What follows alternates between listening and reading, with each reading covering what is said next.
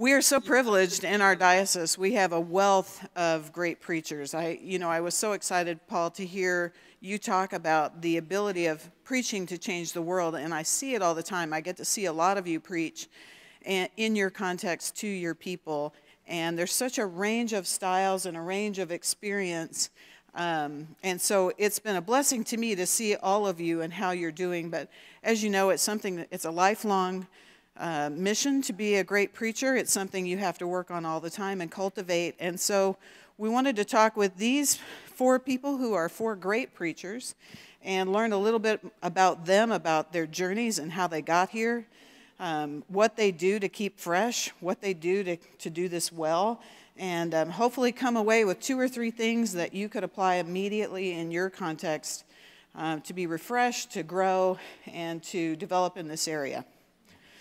So we'll start with just a few minutes for each one of you guys. If you could, tell us about your preparation time. How do you prepare to give a great sermon week after week, which all of you do, and all of you with busy lives? You know, sometimes I think, especially if we're church planters or we're in a small church, we think, well, those guys have all the time in the world because they've got big churches and staffs. But I know you all well, and there's not one of you with what I would call leisure time. So maybe you can start, Paul, by telling us about your preparation and development and how you do that. For me, I found over the years, and I agree, Kimberley, there's always the threats coming into your prep time, and I find there's not a single week where I'm not actively battling 50 different distractions that can pull me away from the text. I find for me, I've got to work on it. In an ideal setting, I've got to have an idea at least a month out of where I'm going to go if I am on a series, just spend the time to say, I'm going to, like in Lent, I'm going to work through Jonah. So I've got time just leisurely reading as I have a chance, just grabbing a moment here or there, just random thoughts through the week. When I get to the actual week of, I've got to spread my prep time over several days. I can't just pack it all into one day. I know some people do that well. I've got to do it, a few hours each day, just living with the text. I got to do it in a quiet setting. I'm still trying to figure out how to do that well, to be honest.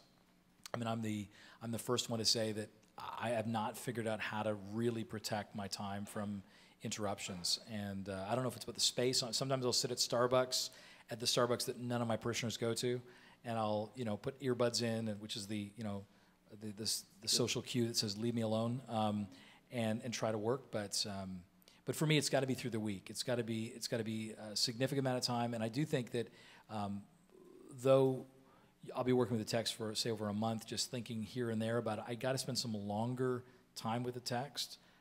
The way the Lord seems to work with me is I've really got to wrestle through down to, okay, Paul, what's really personally convicting me in the text, and that's never going to come up in 5 minutes. That's got to be a deep walk through that.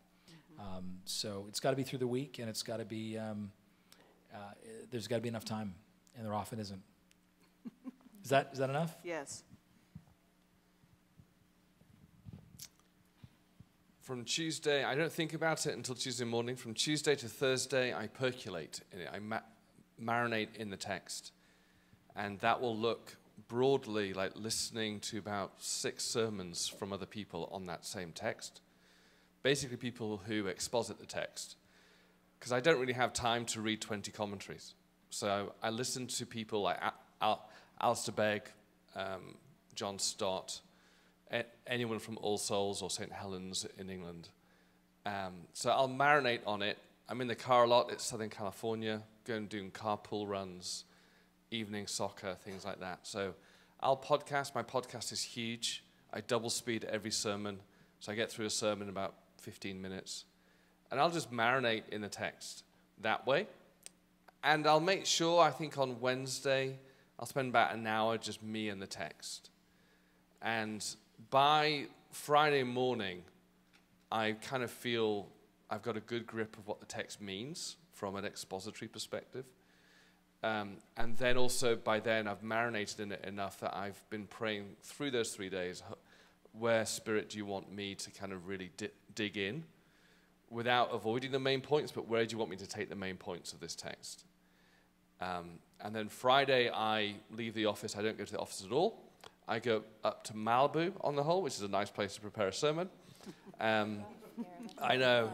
I have this spot, I mean, just to make it even worse. Ashley goes to East Atlanta. I have a favorite spot in Malibu, literally. I have a favorite spot in Malibu with my headphones. And noise-canceling headphones is the best thing for sermon prep. And I have rainforest kind of noise going off in the background. And I'll just spend a whole day writing and praying and going through a draft. Then I put it down and go home about 5 p.m. Every Saturday, I pick it up at 5 p.m. and go to work for about 3 or 4 hours. And that's where I kind of edit and bring it down to a manageable size. And then on Saturday night, I make sure it hits my 5 criteria for preaching. And then Sunday morning, I get up, I'll run through it for about an hour, and then the party starts. And what are the 5 criteria? Oh, okay. 5 criteria are double impact, number 1. Well, first of all, it hits the main point. Am I being faithful to the text? Mm-hmm. So, is Gordon Fee going to be proud of me, kind of thing? Am I being faithful to the text, number 1? Number 2, is this going to have double impact? So is it going to strengthen the Christian and draw in the non-Christian? So making sure it speaks to both types of people. We have lots of people who don't know Jesus coming through Alpha, and so we want to make sure that they feel that I'm speaking to them. So try and do a bit of Tim Keller's defeater question stuff, make sure my language is very non-Christian friendly, making sure that there's no Christian buzzwords that they wouldn't know or have to explain. Number 3 is I make sure that the Spirit is moving my heart through it, that I'm not a talking head, but I've got a heavy burden, and knowing where that is in the sermon. Fourthly, making sure time-wise it's less than 2,000 words as I write it out. And fifthly, make sure that, frankly, it's the audience that I preach to, making sure that this is going to be so crass now, making sure it's funny enough that people in LA kind of can stick with it.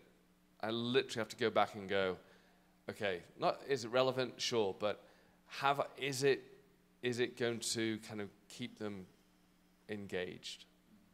Yeah. And that's a tension, right? But yeah. How long, sorry, one more question. When you say 2,000 words, how long does that make your sermons? 2,000 words is 30 minutes. Okay. All right. And Paul, you're doing 25, 30? I'm aiming for 22, and I always make it closer to 28. So you're doing 25 or 30? Yes. They put up a new clock for you, didn't they?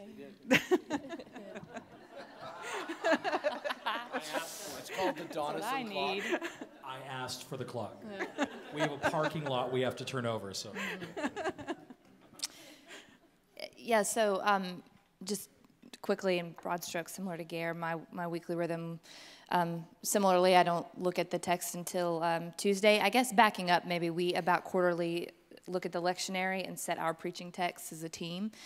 Here's what we want to preach through. We, of course, start with the lectionary, and then, to your point, Paul, decide, given the season or the last time we preached in the Old Testament, we should probably veer from the lectionary at this point, and for these 4 weeks, spend extended time in wherever it may be, the Old Testament or wherever.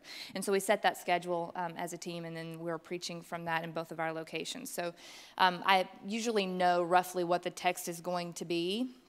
But I need a day away from thinking about a sermon. So Monday for me is we don't talk about sermons on Monday. I don't listen to my own sermon. I don't listen to Chris's sermon. I don't listen to anybody's sermon. I just need a break.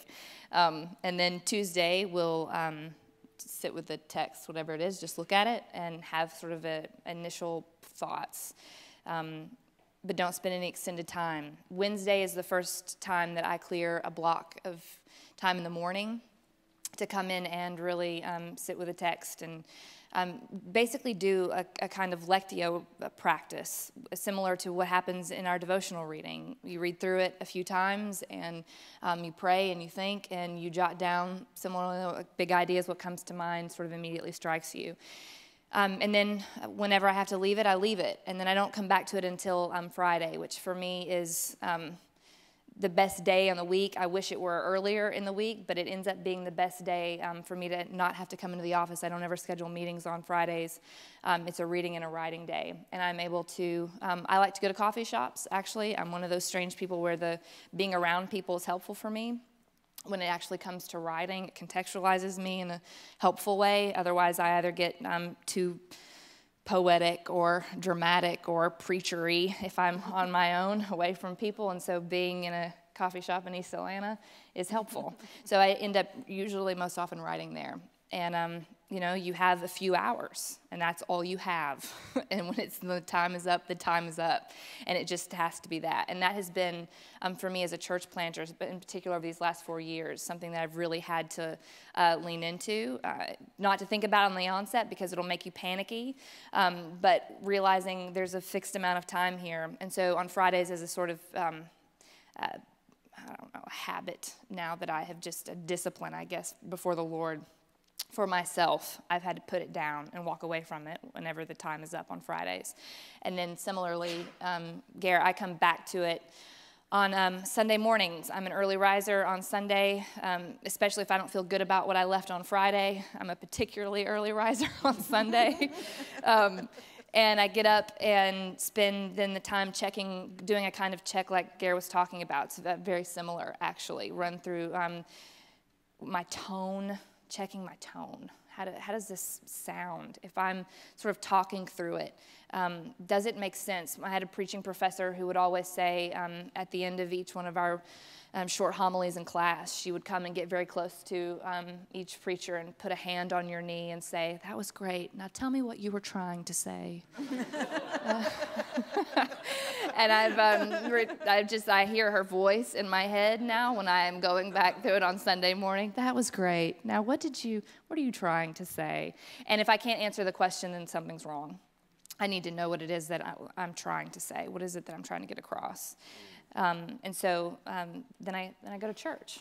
That's the rhythm, roughly. I think maybe we'll come back to this. There is a lot, I think, that's really important about our engagement with the Bible and our engagement with the church that informs that's just the practice itself. But there's a lot about my own devotional time spent in the Bible that has nothing to do with preaching that informs that rhythm. I think you would all say something similar. Maybe we'll come back to that later. So I don't think I have actually a lot to add to this other than to think about what Kimberley said about all of us living such fractured lives. I mean, like if you were to look at any given day in my life, I can literally be doing, it's not uncommon to have somewhere between 8, 10, 12, 13 like appointment type things or just different things that I might be giving myself to. But I think what you're hearing as a pattern here is all of us is a kind of an early in the week marinating in the text. It's like when we first started Holy Trinity in Costa Mesa, Debbie and our kids were still living in Boise, Idaho, and so I was flying back and forth. So my habit was after church on Sunday when I was in the airport, I would go into I guess I was flying United a lot back then, I'd go into the United room and I would look up the text for the next week and just, as everybody said, just put them in my mind. I don't think I did anything else. I might have printed them out. I think I used to print them off of Bible Gateway. I would print out the lectionary text because at this point, I was a brand new Anglican. I was just sort of trying to give myself to the tradition. And so for years, I don't remember exactly how long Beth might, but for years we basically used the lectionary. And so I would print out those texts, so I'm just aware of them. So it's already the next, it's just after church, but I've already got the next Sunday's text in my mind. Monday's my day off, so that's almost all of us said. So Tuesday's kind of the day to really first dip into it in sort of a thoughtful way in all the ways that you've heard. I guess for me, I'm kind of an old John Stott, Billy Graham guy, kind of, between two worlds, that famous book of Stott's. Or Graham, I preach with the newspaper in one hand and the Bible in the other. So that's always been me. As the Jesus movement in which I was steeped was a Bible movement, and so since I'm 19, I was teaching I started teaching the Bible at 19, and so just the text of the Bible has always been, it's just intuitive to me. But but then standing between that text and the world, and as Ashley just said, between the text and the actual community that we're with, feels like a really big job for preaching for me, and so that's what I do. Now, with the rhythm of my current life, where I have the church and the diocese and my foundation, the Talis Collective, and writing and speaking and being a professor and all that, I've fallen into a routine, but I'm not so much commending this, because you got to remember, I've been doing this a long time. So I have a deep reservoir of not only talks, but, I've just been doing this so long, it's a little easier for me now. But I have to say, I still really enjoy it. So when Friday afternoon comes for me, that's when and I'm old school, I finally get to sit down with my books, like books. They're so different than you guys. They're just like, I get out all my commentaries, and if I need them, Bible dictionaries, or encyclopedias or whatever, and now we got all these powerful online tools, or as, Gare said, podcasts or whatever. Now so it's Friday afternoon, and I actually have come to love Friday afternoons, because for me, to have the luxury to think deeply about one thing for a sustained period of time is such a luxury in my life that I've actually come, like, preparing for a sermon almost feels like a luxury to me. Like, really, I get to just sit with my books, and I get to just think about something important. So Friday afternoons, that for me. By Saturday morning, well, it depends again on my Saturday, but by sometime on Saturday, I'm basically done. But like everybody up here has said, for me, I can't just leave it there. I'm always doing a final, up early on Sunday, doing a final edit, asking the similar questions you've heard here, just like making sure this is really dialed in. And I forget who said it, but like if it doesn't feel fresh to me, they're like, I think maybe you said that, Ashley. That's like a big sign to me. If this doesn't feel fresh to me or inspired by the Spirit or something important here, then that would be a big red flag. And I'm always just like making those final checks on a Sunday morning. Yes, Bishop Todd, I laughed when I heard the question originally about what is the rhythm of your life, because I know rhythm is a hard thing. I can tell you what the rhythm of this week is. I'll be doing this on the plane tomorrow morning on the way home, and then thank God I don't have anything going on Saturday, and I'll spend most of the day Saturday, because what else was I going to do this week, right? Except for maybe I should have got somebody to preach for me. Well, that raises a good question, and I think... Yeah, Beth? Yeah, Beth, who's out there? It raises a good question, and I think people might be surprised, but how often do you preach at Holy Trinity? Well, I try not to miss more than one a month, so that would be roughly 40. Yeah. That's a lot. That's a lot with your travel schedule. Yeah. Great. Well, I have to tell you, I know that there are some people in this very room who are going to be relieved a little bit, I think, and surprised by the fact that you guys are still using commentaries. So I had a comment from someone saying, I'm so under pressure and I'm so tired that I'm reading commentaries. And I said, doesn't everybody? So I'm kind of glad to hear. That relieves me too, that you're still doing that after all this time. What was the meaning of that comment? There was a little concern that they should be just doing individual exegesis and coming out with inspiration on their own. Well, do that early in the week. And then check yourself. That do the Gare. Would Gordon Fee, or for me, would Tom Wright would he approve? Well, and to see commentaries. I mean, if you like your commentaries, I mean, there's lame commentaries, but if you actually like the people you're reading, these are like reading companions. Right. I remember it was Daryl Johnson at Regent used to talk about he when he was. His kids were little, and they'd see his stack of books, on a Friday afternoon at home, and he's reading, and they'd say, "What's with all the books?" And he said, "These are my friends, and we're talking about my sermon." Yeah. And I love that picture because these are reading companions, and I love to know that Tom Wright thinks the same way as me on something, especially when I'm being a bit provocative. It's like, okay, this is good. Well, blame the Bishop of Durham. I think I maybe hear what's being said, and I'll bet all four of us would agree that it's like a sandwich. There's something that's deeply personal and discerning and communal, but then there is the text, and I would just say you got to do the work on the text, and unless you're just naturally a brilliant exegete on your own, you're probably going to need those reading companions, and then go back again to personal and spiritual. So sort of a sandwich. Yeah. Let it start with what the Spirit's saying, do your work, and then fine-tune it again with kind of what's the Spirit saying to our community. Mm-hmm. That's what I would Yeah.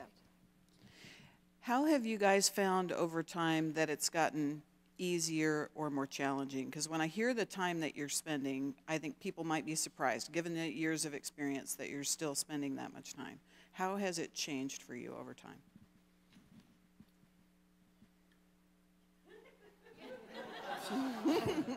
So I can say this in terms of, you do develop a kind of reservoir. You become more comfortable with your own voice. You get to know your church better. I think it's easier for me now, having been preaching consistently here at Trinity for 10 years or so. Easier now than it was. It just comes more naturally. Practice is that's a really important thing. You can even really inspired preachers still need practice, so you just get more comfortable. And the rhythm becomes more natural. I can basically now intuit. Similarly, Gare has a 2,000 word limit, and mine's 14-point font in a Word document, 2.5 pages. And if I exceed that limit, I know I'm going to be exceeding my time. I just know myself well enough to know my notes can't be longer than that. So those things just are more instinctual now. Becoming more familiar with your pastoral instincts, trusting them more, and your textual ones, it just happens with time. So I don't know that there's been, I've watched that time shrink. I just panic less, honestly. I mean, it's terrifying to preach here in those early years. Every time was like, just like going for a firing range, and which is a terrible way to feel, but in some ways that was, how you felt. And now there's the comfortability of standing in a place that I know I'm meant to stand in, and so it comes more easily. Yeah, I think preaching is a constant experiment for me. And so over time, some experiments work, some don't. And so basically, over time, you've closed the doors of some experiments. It's like, great, I know not to go there again. And so preaching is constantly that. And I'm constantly trying to learn from other preachers. And so now I know, I shouldn't try and do that. I've tried that before. That's going to fail. Yes. So you get into a rhythm more and more about what works for you, what doesn't work for you. And that's the biggest thing. I think constantly stretch yourself, constantly learn from others. And over time, you start to get into a groove about, okay, this is more in line with who I am. This is more in line. When you're your best self in the pulpit, then you will communicate the best. Preaching is truth through personality. So being your best self in who you are. But it takes a while in the pulpit to understand, who is my best self? Am I Tim Keller? Am I John Tyson? Am I Judah Smith? Am I Mark Driscoll? Am I John Stott? And then you realize, I'm none of those guys. I'm Gare. But it takes a while to come to that revelation, because actually, I believe you need to first copy these guys in many ways to discover who you are. And so over time, and I've been preaching only 10 years, but I preach a lot. And I think I'm come to the place now, only now, after 10 years, where I go, okay, I think I'm not so much of a parrot or a kind of a smorgasbord or a Frankenstein of other preachers. I'm a bit more of who I am. And if people come to me, they're starting to hear, oh, that's Gare. That doesn't sound like a bad John Tyson or a bad John Mark Comer or a bad Tim Keller or whoever it is, which I was for many years, or a bad Nicky Gumbel. And if you try that, you are always a bad version of that. So over time, it gets easier because you start to go, I know who I am. I think part of it is also knowing in the process, for me, I've been going about 18 years, more in the last few years, last 10 years, a lot of preaching now. And I think for me in the process, I've come to the place where I know what needs to happen in my process. Like if I get to Saturday and I haven't literally wept over the text, then I've missed something, right? Because for me, it's got to emerge out of what the Lord is doing on my heart. Not that it's some sort of like doing your dirty laundry and narcissism in preaching, but if it doesn't hit me, how can I expect it to hit anyone else? What really matters about the text? So if I haven't wept over the text at some point, I know that I'm missing something. And so when I get to about Friday and that's not there, I'm going, okay, I got to get back into this and spend some more time. So I know in my own process what what are the markers along the way that have to happen? And for me as well, a lot of it is learning, your own voice and learning what works for you. I mean, I know how long I can go and hold people's attention. I know how much humor has to get worked in. I mean, and it's not like it's a template. I mean, it does move around, although a lot of my preaching does get somewhat template-based. I mean, I kind of know early on there's going to be a joke, and I know that basically with every major point I'm trying to make, if you want to get what we call in hockey a one-timer, which is basically where you pass the puck and without even lifting your stick, you just knock it right in, that one-timer, or I guess if you use boxing terminology, that sort of 1-2 punch, or humor helps you do that because it softens the heart. It humanizes the preacher. It humanizes the moment. And then, the heart is open, and you really have that ability then to say, and do you see what Paul's saying here? Do you see what Jesus is saying? And so working in, knowing where humor has to work in, it is an art. I mean, for me, I think a long time I was really concerned with, it really just had to be kind of in the spirit and not manipulative. And I was so afraid of manipulative. I'm manipulating people with this approach. I finally just said, listen, it's an art. I've got to find a way that my own voice can speak, and I'm not afraid to be saying midweek, man, I got to find some funny stuff in the text, or else this is not going to work. That's not manipulation. That's just knowing your own personality and speaking. And so allowing the sermon crafting moment to be, to be an art. It is an art. It's a craft. It's something that you learn to get better at. And I'm still, somewhat terrified every week thinking, this is the week that everyone's going to realize that I'm a total fraud and I don't know what I'm talking about. There's always that fear of kind of birthing this. But it does get easier. You get to know your own voice, and you learn to trust yourself. I like how Gary says, early on, I still listen to a lot of great preachers, but early on, I just soaked it in. I could not get enough of Keller and Alistair Begg and others. I just had to soak it in because it's only through that kind of repetition and trying stuff out that we find our own voices. So the only other thing I would say about changing here, as I've already said this week, I think that all ministry is exquisitely local and contextual, and preaching is maybe at the zenith of that. Cultures and contexts change. And so I think that the best communicators have always had empathy for their audience, so they would be governed by the text, but deeply empathetic with their listeners. And we live in a day in which things like authority and truth and the goodness of institutions are not like the church. So increasingly, our audiences are full of people that we can't always assume that they're tracking with our simple assertions. And so I think, along with humor, as it's been said, little statements of empathy, like I realize you might, or you may be thinking, or places where, again, your hearers know that you're with them, that though there is a distance between you, that you're trying to bridge the relational difference, and they feel like that you kind of understand not just what you're trying to say, but you understand them, and that's constantly shifting. I mean, I get what Gary's saying about trying to preach in West LA. I mean, if you're not doing something about every 5 to 7 minutes to get their attention, you're probably not going to have their attention for 25 minutes. So there could be lots of different mechanisms for doing that. But when I hear Gare say that, I just hear somebody who's learned West LA, and it just is what it is. It's not a little town. If you're speaking to, 60 farmers in a little town in Wisconsin, that would evoke, I would hope, a very different sort of preaching. But when you're in West LA doing what Gare's doing, if you're going to understand your context at all and have any audience empathy, once you have any audience empathy, it will draw out of you something that I think is important and good. Can I just add something there? I think the hardest thing for me constantly is the easy bit's the exegesis, the easy bit is the text. And I love that, I'm a thinker, so it's easy, right? The hard thing, and it just gets harder and harder, is as you get busier and busier, is to be able to get into the hearts and minds of the people in your congregation and feel where they're at in life, feel their pain, and then bring the text to that pain. Yeah. And so it's so, in the busyness of preaching, you can just think you've done a great sermon by a great expository but bland sermon.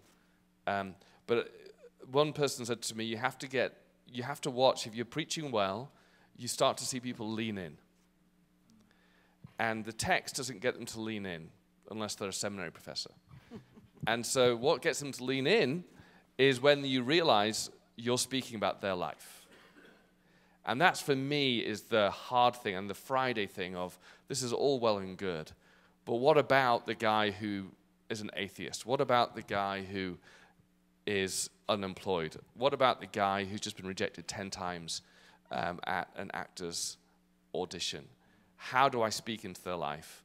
And I've got to work really hard at that to make sure the text comes alive in those moments for them.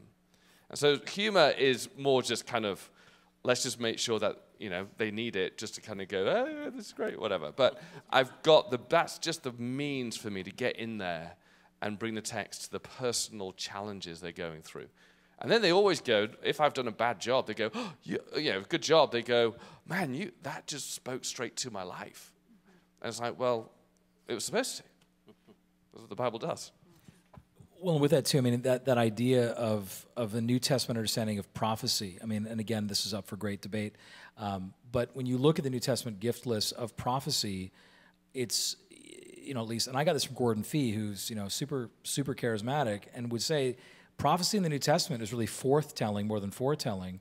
And there's an argument that a lot of prophecy in the Old Testament is the same way. And so the preacher is the closest to a New Testament prophet that we would see today. And so it's that ability to speak a word with that sense of authority. Like, I believe at the core of my being that this is the word that my congregation is to hear from God. I mean, I could be wrong.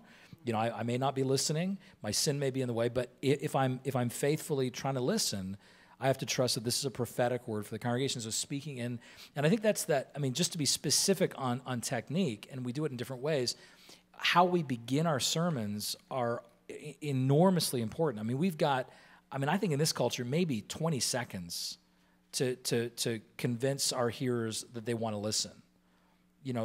We just cannot assume, they came to church, therefore they're ready.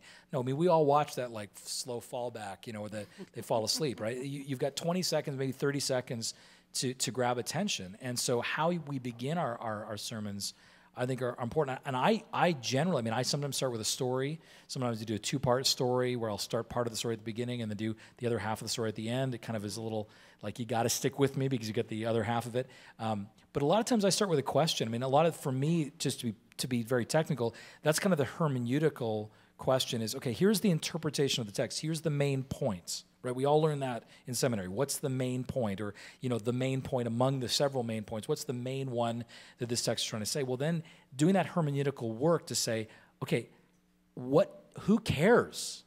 I mean, honestly, in my church, who cares about that main point? And crafting the question is vital. The way and I'll often begin with that question right at the beginning of the sermon. I mean, I was walking through a sermon in Easter series right now of walking through sort of an embodied resurrection future. Started with Revelation 21, second week of Easter. Last week I looked at 1 Corinthians 15. Just, again, this embodied future. What does that mean? And I'm trying to feel like, who cares at one level, right? And so both weeks, the opening question was, or statement in this case, I made a personal statement. I said, I want to learn how to dream again. I want to learn how to dream again, and I want to live into those dreams in a passionate, radical way. That was my opening statement both weeks, and it was just because I could sense that if I started with this idea of hopes and dreams, everybody was there, right? And then that's the hermeneutical connection. Here's why it matters. Here's why it matters to you. And then you can go thoroughly through your interpretation and exegesis and walk through it, but you've got to grab them at the beginning. Why does this even matter? So, and that's brilliant, Paul. That's brilliant. But how do you guys, you're all 4 rectors of churches, and I wouldn't say it's an ivory tower, but it can be, right? So how do you get feedback on your sermons, or do you? Aside from the guy that sends you the notes. Amazing. Amazing. Yeah, I'm married well. A man who is not afraid to share his opinions when asked, and not otherwise. So that's really helpful because he knows when I may or may not need to hear his feedback, and that if I need it, I will ask for it. So that, and I also have a handful of trusted people that I think I was going to say, I mean, having thick skin in this role is really important. Everybody who steps into any kind of leadership, I think, ought to have that. But if I'm not open to, not just in practice but in spirit, hearing critical feedback from people, then that's going to come across in the way that I preach also. It'll be more defensive. It won't invite feedback. There'll be nothing conversational or even empathetic about the way that I'm preaching. And so I have those people, some of whom are on our leadership team, others who are in our church. And in particular, a couple of those people who do not read theology, would never open a commentary, and don't care largely about the things that I care about, and yet they're there and they're faithful every week. So being able, especially when I'm having a hard time trying to get something out, knowing who those people are that I can go to is huge. Yeah. We have 2 levels of feedback. Congregational feedback, which is Los Angelinos tell you straight away what they think about your sermon, just in how they react. And I'll get text messages or otherwise, and it's just really obvious. Okay, that was a flop, that was a B-. It's just so obvious. And the congregational feedback then is 2 B- in a row, and they don't come back. And so straight away, we're not building the church on the crowd that are church hopping, but if you see a church hopping, you can see them straight away, and they're there for 4 weeks in a row. You go, oh, okay, then this is good preaching. If they're not, then you go, okay, this is not good preaching. So it's really obvious every week. There's a church in our town called Reality LA. I don't know if you've heard of them, but they're amazing. And I always joke with the congregation, I'm always 2 bad sermons for everyone going to Reality LA, And then feedback more constructive is we have a team of people who around us who they will say, and I invite them, how can I improve? What can I grow in? And that's a regular internal feedback. Is that your staff? Staff. Yeah. Yeah. And so do you have an intentional meeting for feedback or an intentional meeting about preaching? We're about to start because we're about to share more of the sermon load. And so we're about to go to multiple preachers on a Sunday as opposed to just me. And so that means we've got to be more intentional. I literally downloaded my colleague's sermon about half an hour ago from Sunday night, and I will give feedback on a weekly basis to him. Yeah. And therefore, in order to have the credibility to do that, I'm inviting feedback from him to me. And so we'll do that. Whoever preaches on Sunday will listen to the others and give feedback. Because it's on the same passage, and one person will have created the skeleton, and therefore it's a good opportunity to give feedback. That's great. How about you, Paul? So for feedback, I think what Gary's sharing is huge because you get a sense. I mean, I know my context has been 2 years now in Plano. I can just read the room, first of all. I can tell. I mean, I've got certain, benchmarks in the room. And, the people who, normally laugh at a joke and then they're not laughing this week, I'm like, okay, that's not funny. And others who are normally kind of like, there's those people who kind of give you quite a bit back as a preacher, like they're big with their eyebrows and they're nodding and not that you want to watch them because they'll sometimes nod at everything, but some of those benchmarks in the room, I can read intuitively. Okay, they're not tracking with me on this, right? I also have a sense myself intuitively. I just know where my flow of logic is. I know where my heart's at.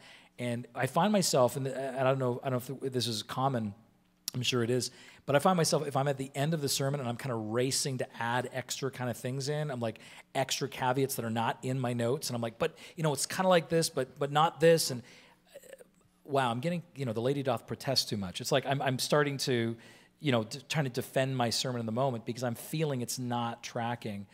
Feedback's huge. I mean, our church is extremely gregarious in their feedback, but are discerning. I mean, there'll be Sundays where literally you know, everybody coming out the door is just saying in a huge way. That just made a huge impact on me. And there's other Sundays where it's like silence. And then like the kind of crazy people come up and love your sermon. And you're like, okay, if only the crazies came up today and none of the other people, that was off, you know. And I will say, the guarding the heart with your resiliency, because I'll tell you, I mean, literally in a large church, hundreds of people on a Sunday morning can say that their lives were changed by it. And I get that one email that didn't like my tone or didn't like an illustration, and I brood on that all week long, and I think I'm the biggest failure. And that's 18 years long. I'm still there. Like I have to actively, like, I mean, Foley Beach once said every day he goes home from the office, our archbishop, he said he used to drive by a big like garbage repository thing, and he said as I went by there, I'd stop and I'd literally, you know, have this moment like with my hand saying, all right, I'm just putting all the negativity in the trash. Nice. You know, and I have to do that. I will say the last thing though, I do watch my sermons. We film them, and I don't watch them every week, but especially if I think it's off, I will go back on Monday and watch it. And I'll look at it, and I try as much as I can as a critic to say what worked and what didn't. And I'll look and I'll say, why did I say that? That was so stupid. And I think there's part of that ability. If you've got an audio track or video it, I mean, if you can, I mean, it's hard to watch sometimes, but to actually watch it through and say, that was a really bonehead thing to say, and that did not connect, and I don't like my tone. You know, wow, I'm so serious. Why am I so serious? You know, I think there's something, I mean, have the strength, have the boldness to actually watch yourself and critique yourself if you record them. All right, one final area, and then we'll open up to the audience. How do you decide? And I'll phrase this generally, and because I know each of your situations different. How do you decide to share the pulpit, and what voices should come from the pulpit, and then how do you coach that?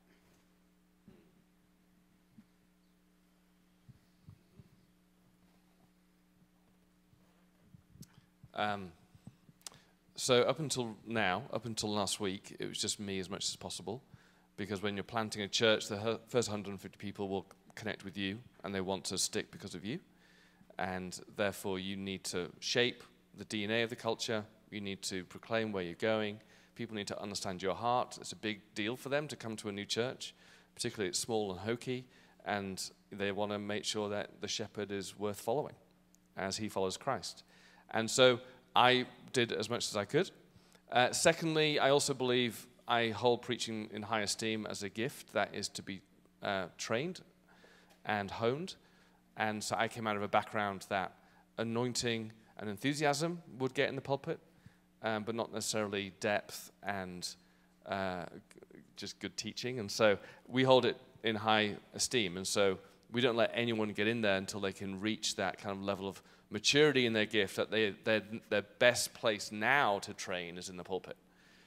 Their best place beforehand may be in youth group or somewhere else, and we raise them up that way. And then now, we have multiple services and campuses, and so we have to, just so I don't die, have someone else preach one of the campuses. And so that's been really hard, because, you know, we live in a podcast culture where still, even in our tradition, the preaching is of such a high value. And they listen to, the high water level has gone so high with podcasting that people are now used, they never want to go back again to bad teaching that they used to have before. And so everyone's standard, which I think is great, everyone's standards are super high. And it raises your game to elevate your standard of preaching. And so I value Judah Smith being down the road, because it just means everyone in LA has to get better. And therefore, we've therefore gone, great, who in our church can do it? There's 2 people, and so they alternate the other services. But I will make sure I preach 5 out of every 6 in the main services.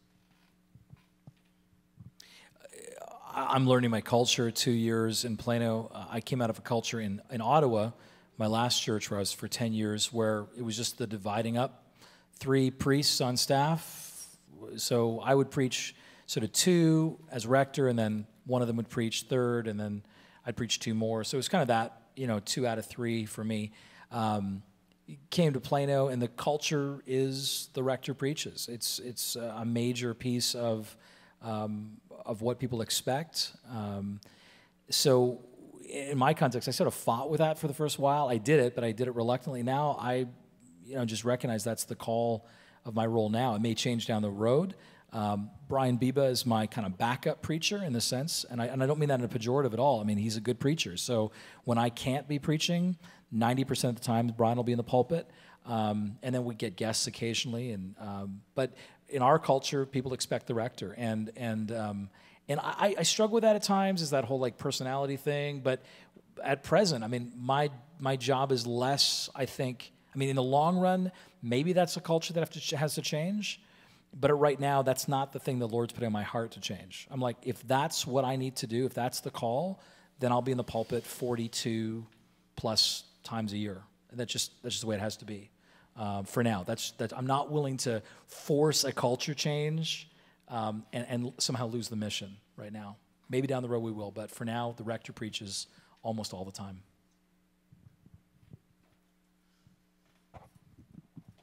Yeah, so we have, over the years, shifted to a more team-driven approach to preaching. I think back when I first started coming to Trinity, Chris was doing 98% of the preaching here. And there were a lot of reasons to make an intentional shift away from that and being more intentional about inviting new voices. I think, as is often the case, you do things by trial and error, and I think we learned quickly we may have shifted too far too fast. And so we, of course, corrected over time to where he and now I, on the other side of town, do the lion's share of the preaching. The majority of it is similar, is assumed that we'll be preaching, and yet the benefit of having a multitude of voices, people in our church getting to hear from different ones of their pastors, people who are leading and pastoring in other respects, has been such a gift, really, to our church, obviously to Chris and I, because it's liberated us to preach most of the time, but not all of the time, and has also been really empowering to other leaders in our church who need to be heard from. They, as leaders here and pastors here, it gives them an opportunity to lead in front of their church. So that being said, however, I agree with you. Not every pastor is a preacher. And that's true. Preaching really is a gift, and it can be really hard, to your question, Kimberley, to know, what can you train and teach and practice and hone, and what is the sort of like raw talent that you're working with, that you kind of know it when you see it and when you hear it. And I think that's a really important distinction to make. There are, because you may be a fantastic pastor, called by God to do exactly what to teach, even, to your point, but preaching is a kind of a set-apart gift, and every church is going to sort of measure that differently. For us here at Trinity, a sort of easy go-to. We're not extemporaneous preachers in the sense that we, hop up here with 2 or 3 bullet points and the rest of it's just off the cuff. That's certainly not the case. And yet we are extemporaneous more in our presentation. So we're not preaching from manuscripts, and we're not beholden to notes that way. We try to be a little more free form. And so if that is something that's totally foreign to you or paralyzing to you as a preacher, then this pulpit is probably not going to ever be home for you. That's maybe a really sort of like helpful. There are really excellent manuscript preachers and churches in which that's absolutely not only acceptable but even preferable. And yet that's just not our culture here. And so it's things like that help sort of like make that distinction. Another really important one I'll just say is like your insight into the text. If Chris and I can sit and say, here's what feels like, if I were going to preach this text, it would probably be this thing that would grab me most immediately, or you definitely have to address this. And if those same instincts aren't there for whoever might come up, if they're majoring on what we would consider to be a really minor point, or that wouldn't land or connect with people, then that's another thing that we look for. Are you able to sort of like read the text and read people? And then you'll have a list depending on where you are that's beyond that. But. Okay. All right, great. Well, I could listen to you guys all day long, and I appreciate this. I realize that not all of us fit within Scott McKnight's 50-year-old threshold, but that's a lot of wisdom, and thank you for sharing that. Anybody have any questions down here? Yeah.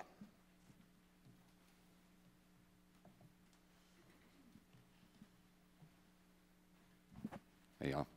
So that's really rich and deep. Can I make you guys get really superficial for a minute and just say, you know, what are some of those like mustard stain technical things that have hurt your ability to communicate something rich and deep? What I mean by mustard stain is if you're in a job interview, it doesn't matter how brilliant you are, how competent you are, how capable you are. If you've got a big glob of mustard on your shirt, no one's listening to you anyway.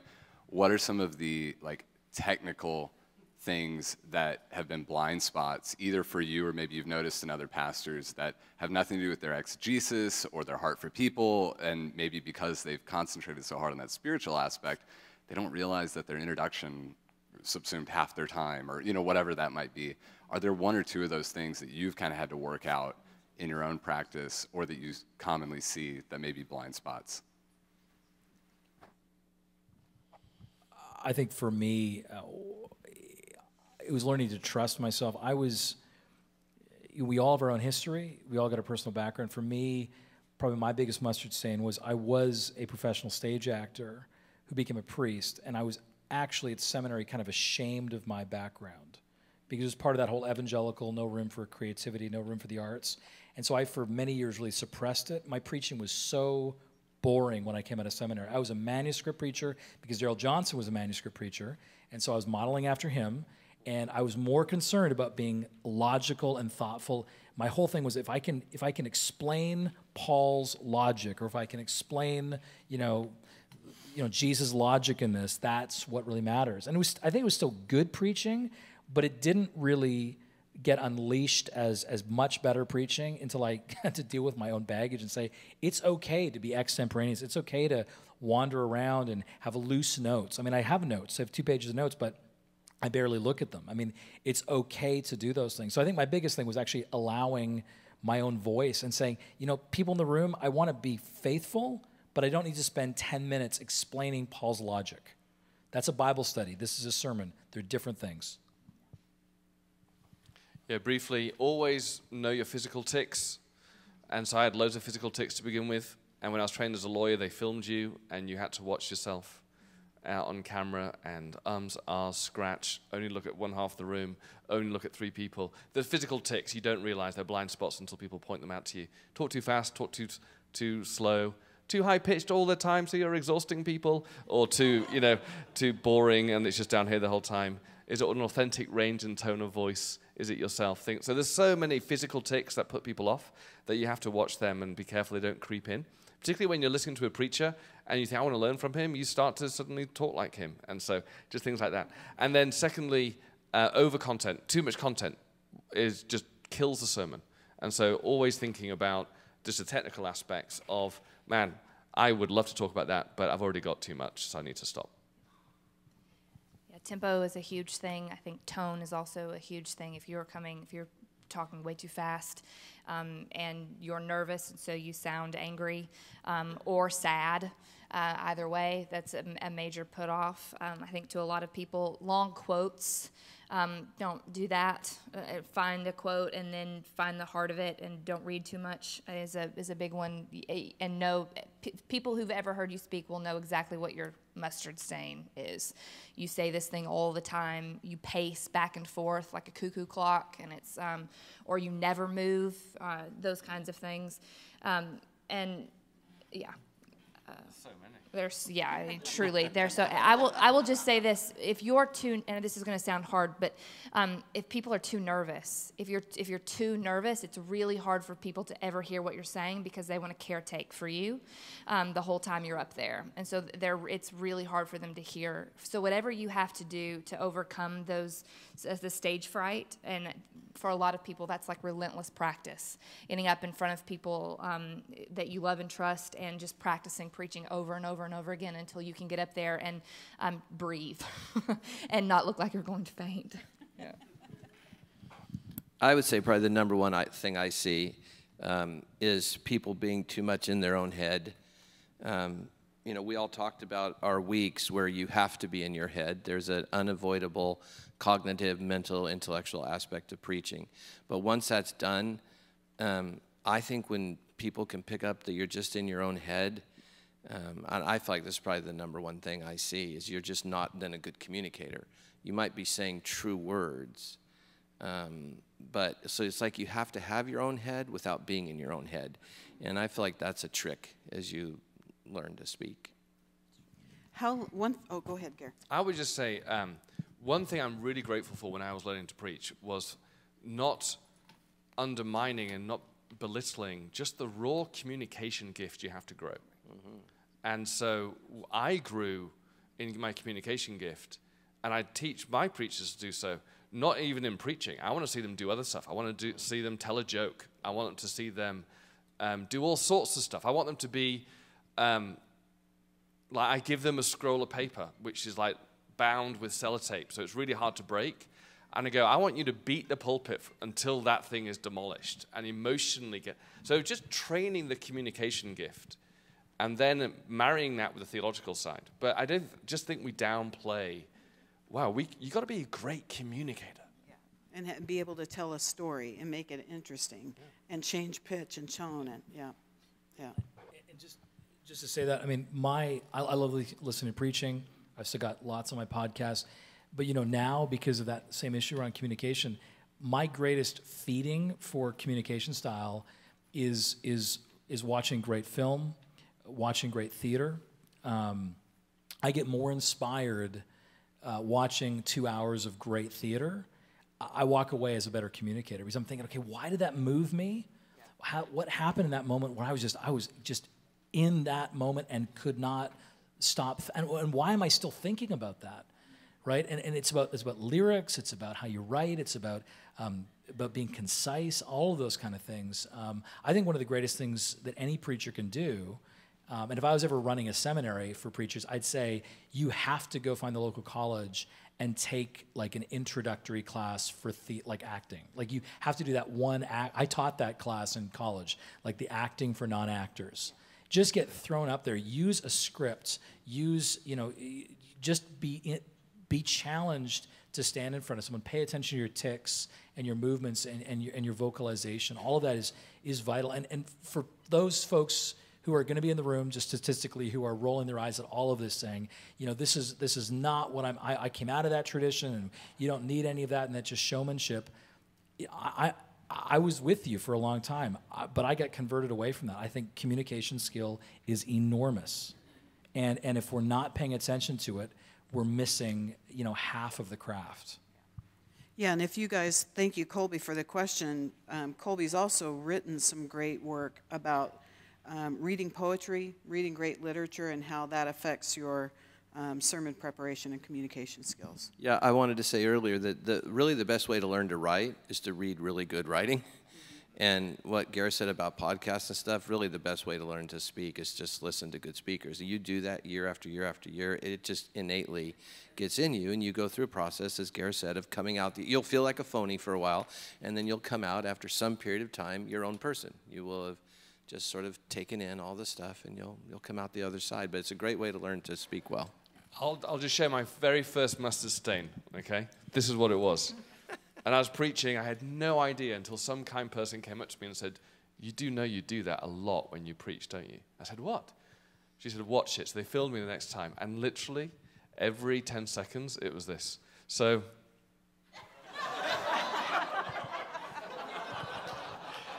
I was horrified. I grabbed my crotch every 10 seconds. It's that LA hip-hop scene. Like, what? It's that hip-hop scene. So it worked for me, so I kept it. So, yeah. Fantastic. All right, great. Thank you for sharing. That might be oversharing. No, but that's just kind of realizing, man, we all start somewhere, right? You know we're recording video, right? Anybody else have any questions? Come on up.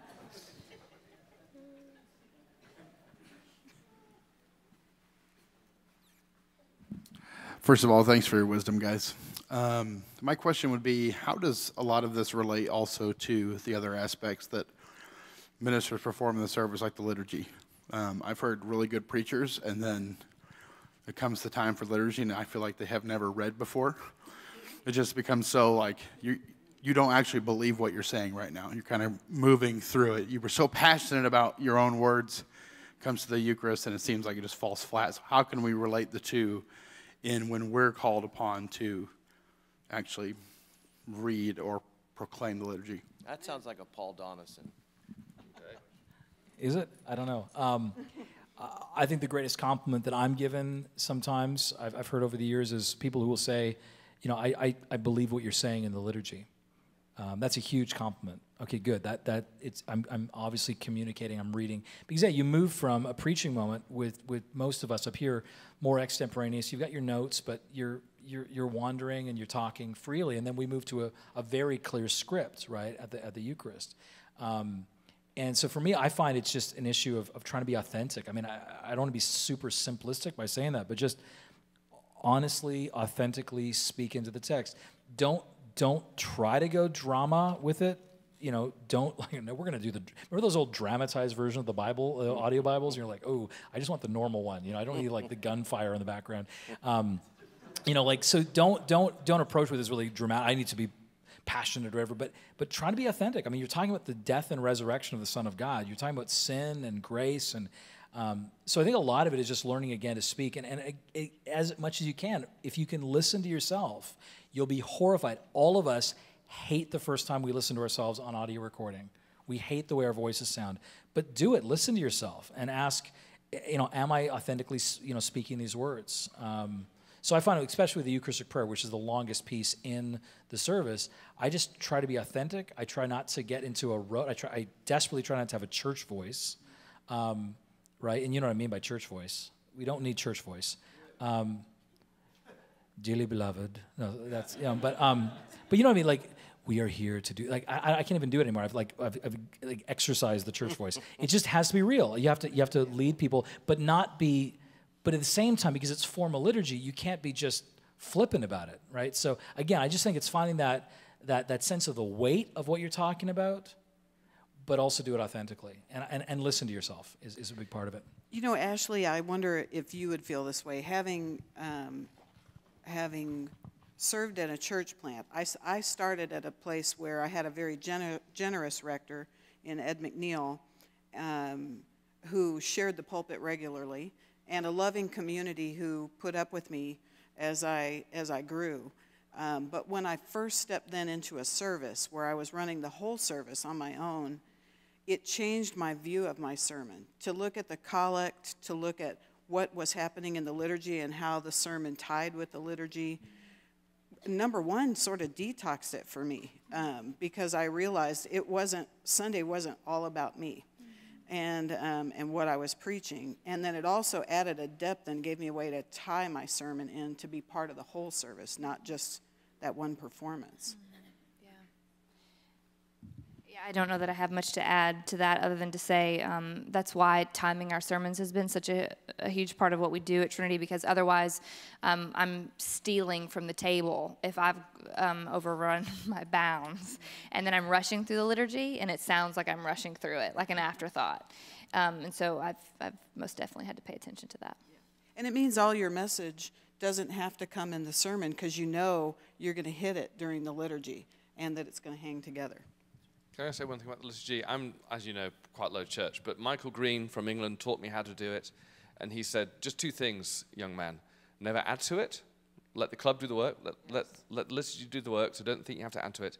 And then say it with worship in your heart. And then you watched him do it. And he's like crying at times while he's reading. And you think it's so authentic, but it's worship. So he's saying it, and people are watching this guy burn on fire for Jesus as he's doing the liturgy. And I realize it's an act of worship, me actually getting into the center of these words and feeling, letting them, the congregation, hear my heart through it. So it seems like that might be a good way to develop new preachers as well, to be having them lead celebration where they're not having to come up with the words and watch their communication in that. Yeah. There was another question?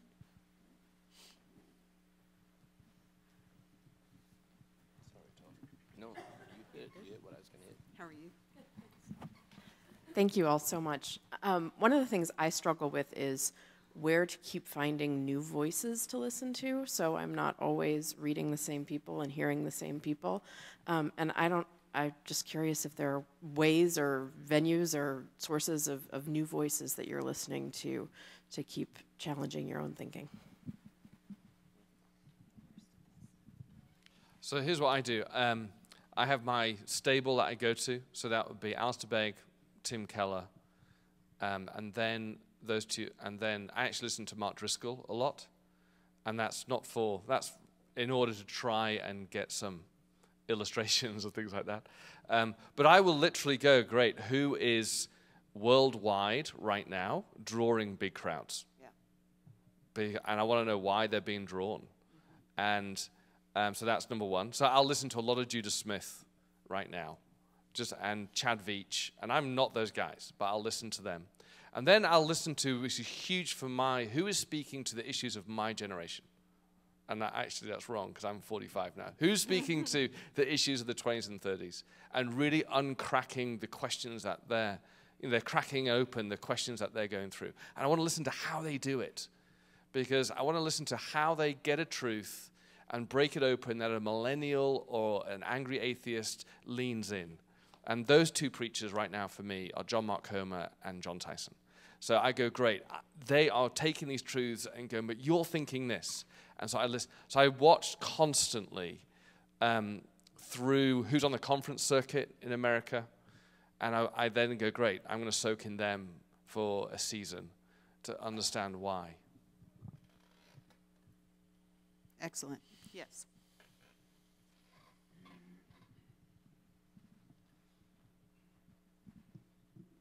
Sorry, I'm too chicken to run up and down the stairs. Thanks to all of you. I have a lament for the early years of my wife having to endure me on Sunday afternoon. And over the years, I've learned how to have a spiritual formation component to what it means to stand in the pulpit. How have you guys lived with that broader impact of the responsibility of preaching, and how to do that well, that it doesn't become something strange, it doesn't take over who you are on Sunday afternoon? Yeah, I think you have to find a way towards some way of appropriately disassociating your personhood from one of your many tasks. But I think Paul already said this, and it's true for me. It doesn't happen so much to me these days with speaking as it does with writing. But I have so many memories of, because normally, when I write, it's either early in the morning or late at night. And I have so many memories of, writing till 10 or 11 at night or something, then taking the dogs out for a walk. And it's like the devil himself would come into my mind. And I can't even use the words that come into my mind in public. But I would just... literally, I'd be walking the dogs and going, what the blank did you just write? That's the blankety blankest bunch of blank I've ever... And literally, I would just get assaulted with, nobody's going to want it. What are you doing? Major assault. And this is up to 6 months ago. I don't think, in a sense, it's ever going to leave us, because there's an aspect of spiritual warfare to ministry. So I think learning to sort of distinguish between our own personhood, what is, in a sense, a holy task, but simply a task, and the voice of the enemy, and learning to, just work that out. And it's way easier said than done. But if you don't work it out, you're not going to likely do this very long or do it very well, because it's going to happen. And part of it too, I think, is there's a maturing that happens, based on the amount of time in the pulpit and the amount of times, you have bad experiences in the pulpit, and you preach that lemon, and you're like, man, it's terrible. For me, I've got kind of a ritual on Sundays now where we generally, I'll be sitting there when I know it's not going well, and when you preach 4 times the same sermon, it gets agonizingly worse, and I keep trying to rewrite it in between, but it's like, I can't, this fish is dead. I can't make it alive again. And You know, I start, actually, if anything, here's a little advice. When I know it's bad, I start cutting. Like, I'm like, Yeah, at least totally. they will forgive me because it's only, If you can't it's a be good, short. be short. The worst is to have it bad and to go longer trying to defend yourself. Like, it's just, but I'll get there sometimes at the 11 o'clock service, my last service, and I will literally, when I'm walking away from the pulpit, say, well, thank God that's over. Like, and it's just, and there is a sense of refreshment that just says, okay, that's done, and my family and I are going to probably go out and, you know, we're in Texas, so we're going to, you know, we're still new to Tex-Mex. We're going to go down to Salsa and, you know, have some food, and I'm going to go home and have a nap or something, and I'll wake up, and guess what? You know, the church hasn't burned down, and my inbox is not full of a bunch of angry letters, sometimes one, but, you know, I think there's a maturity over time that just says it's going to be okay. You know, I think Gareth's point, which is true, and it gets difficult when you, Gareth's point that, you know, you can't be consistently preaching poorly and not have, you know, these new folks stick with you. There is enormous pressure, and there's no way we would not be faithful to you to try and, like, take away that pressure. That pressure's there. Like, you can't preach duds 3 weeks in a row. You'll lose people. But I can preach a dud 1 week, and if anything, what I'll walk away is just simply say, okay, what happened this week? I lost my prep time on Tuesday. I know that's what happened. Like, and I can walk through and sort of analyze it, right? It's kind of like an episode of House, you know? Let's go through and, like, analyze all the problems here. And 90% of the time, 95% of the time, I have done this. I mean, God is gracious, but it's been my lack of preparation. You know, I haven't followed my usual pattern of, no, I didn't weep over the text this week, so I don't care about the text. Should I be surprised they don't care about the text? So just having that ability to say it's going to be okay, but then start Monday again and say, let's go at this afresh. So I use the post-preaching blues in a number of ways. First of all, I literally do go, wow, is this sifting an idol in my heart?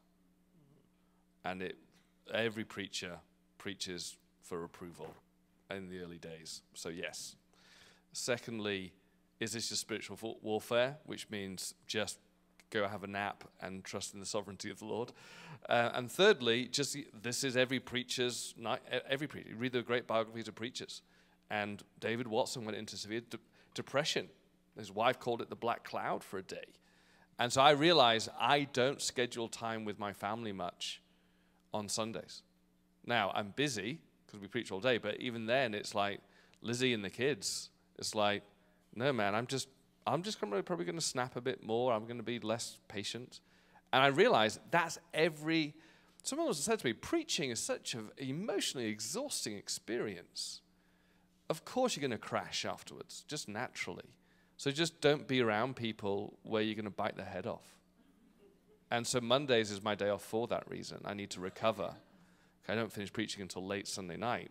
So Mondays, I allow myself the grace of being grumpy on Mondays. And I embrace it. Now, but I always have antennae up of, oh no, but is God scratching at an idol of my heart as well as just having a crash? That's great knowing yourself that way, and I'm sure you've just relieved a lot of people. Well, I know you'll have more questions, and the good news is these guys will be around for lunch, so that'll make for good table conversation. So thank you, everyone, for all of your hard work today and for sharing all your wisdom. Let's pray over lunch.